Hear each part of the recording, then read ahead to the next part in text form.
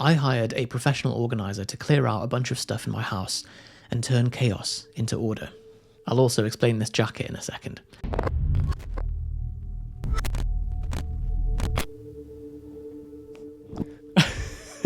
So what is a professional organizer? It's a decluttering service that has understandably emerged from the hamster wheel of consumeristic modern life. They come to your house and they work in 3 stages: sort, purge, and organize.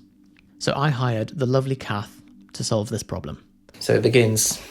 Kath has kindly cleared out that entire wall of chaos, and it's all on here and all over the floor.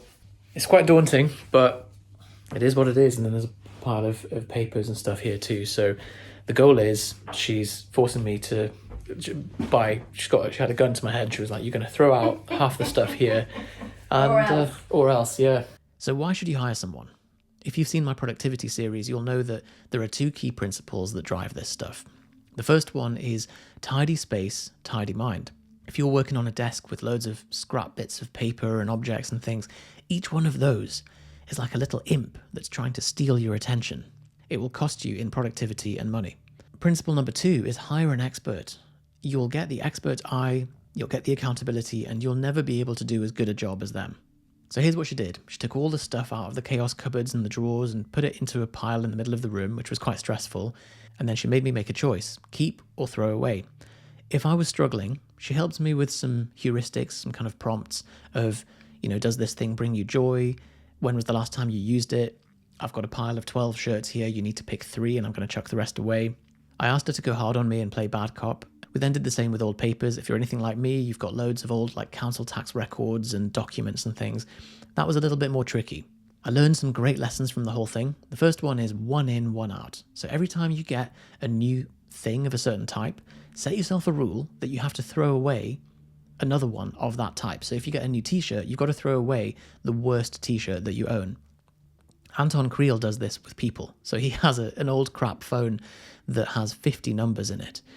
And when he meets someone new, and if they're like, hey, can we exchange numbers? He's like, yeah, that's fine, but you've got to replace the number 50 person in my phone. So are you worth it? Bit brutal.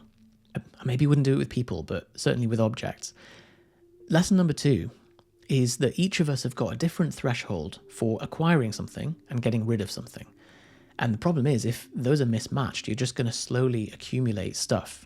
It's like you've got a bathtub, and if you can drain water at the same rate that you're filling it up, great, but if not, it's going to overflow. Lesson number 3 was only keep 14 days worth of socks and underwear.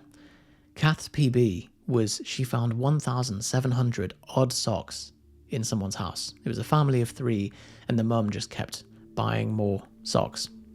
I don't know why they didn't just get socks of the same colour. It would have solved that problem. Okay, we're halfway through. Kath has been horrified by my snack drawer. This is after the sorting. Absolutely packed full of Haribo and licorice and boxes of chocolates. Lesson number 4, and this is crazy. We value things that we own more than things that we don't own. So this is called the endowment effect. It's not about willies. Here's a definition for you. In psychology and behavioral economics, the endowment effect, also known as the divestiture aversion, is the finding that people are more likely to retain an object that they own than acquire that same object if they don't own it. So the theory can be defined as boring, typically illustrated in 2 ways. People would pay less to acquire a new object compared to the minimum sale price to give up that same object if they already own it, even if the item was only obtained minutes ago. It's the whole it's mine, no. So the solution is to flip the script. Pick out the things that you want to keep rather than the things that you want to throw away. This was a great frame shift for me, and it helped me to lubricate things. You wanted the reveal shot. Here we go.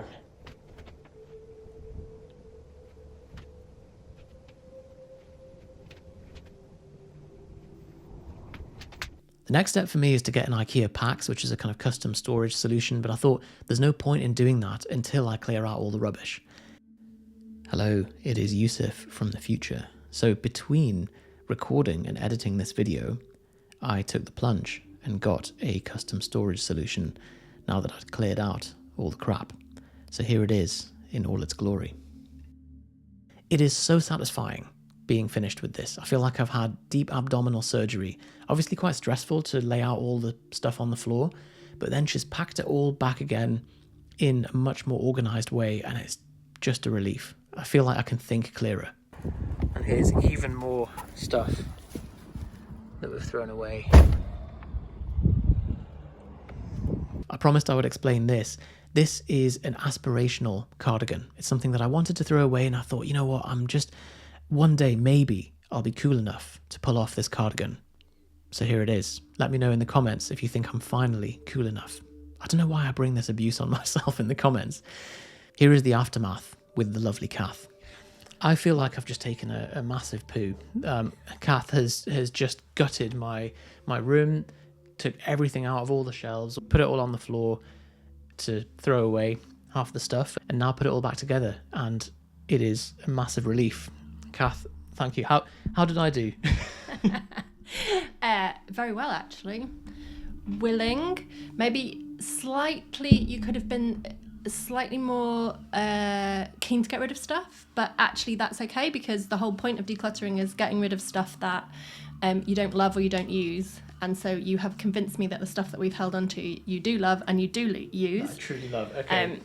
So yeah, but like I think there's some areas of work, maybe shirts and socks, particularly for you to keep an eye on. Fine. She's given me some good life hacks as well in terms of when I'm using socks, before just putting them back in the wash, just think, do I want to hold on to this or could I throw it away? I was worried. I had a fear that like you would be traumatized by the state of my room. And when I asked you before, where would you put me on a state of 0 to hoarder? Yeah. You've given me a 3. Yeah, I gave you a 3 over 4. So if the worst it could possibly be was a 10, I think a 3 over 4. Basically because there was carpet, so we could see the floor when I first walked in, couldn't we? And it was, stuff was crammed, wasn't it? But there's not so much stuff in here that it felt like overpowering. So no, it was pretty good to start with, but and it's interesting. I mean, what I was saying to you is that generally people that don't have too much stuff generally feel that it's worse than it is, whereas people that do have a lot of stuff feel that it's less than it is. So it's an interesting sort of psychological point around that. Yeah. Well, you said that there was 1,700 socks? Yeah, odd socks. Was your PB? That wasn't even the socks that were paired. That was the odd socks that were left after the socks had been paired. That is insane. That was a lot of socks. Why is it that what you do as a service has become a popular thing, become something that's in demand at the moment? I think there's lots of reasons. I think obviously sort of the consumerist boom over the last 20 to 30 years has meant that people have a lot more stuff than they used to.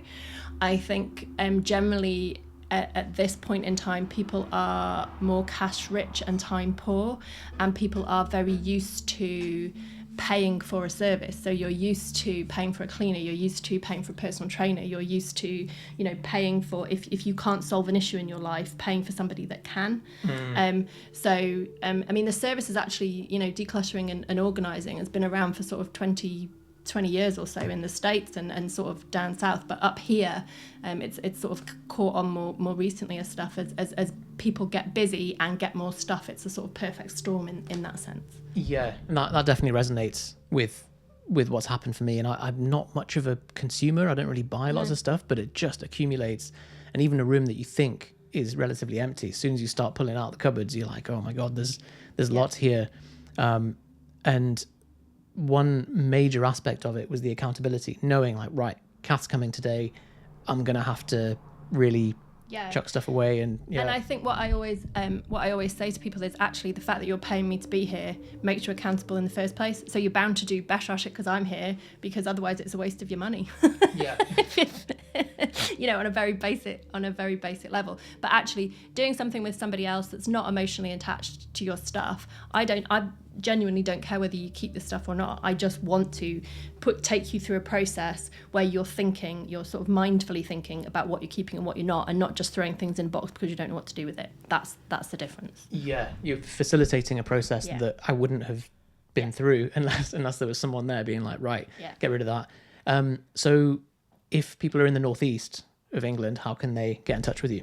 Okay, so my business is called Clear the Clutter. So if you just Google that, or Google anything sort of organising or decluttering in the northeast of England, then you'll be able to find me. I think we're going to put the links below, aren't we, as well? But if you're in the sort of wider country, there is an association of professional declutterers and organisers, an association called APDO. So if you just Google that, there's a little search box in there where you can pop in your postcode and you can find people in your area that will be able to help you. Amazing. Kath, thank you so much. We've completed this room. I realised in the background I've got that towel on the radiator. Oh which no, is terrible. The aesthetic. But we'll show the rest of the room. It is looking beautiful, and we'd love to have you back and go through the rest of the house as well. Great stuff. Total pleasure. Thank you. My recommendation is just hire somebody like Kath. This is probably a task that you've had on your list for some time. You're never going to get around to it. You need somebody to be accountable to and to help you through the process. Also, if you're not fully sold on the financial return that you'll get from decluttering, this video makes a very strong case for it.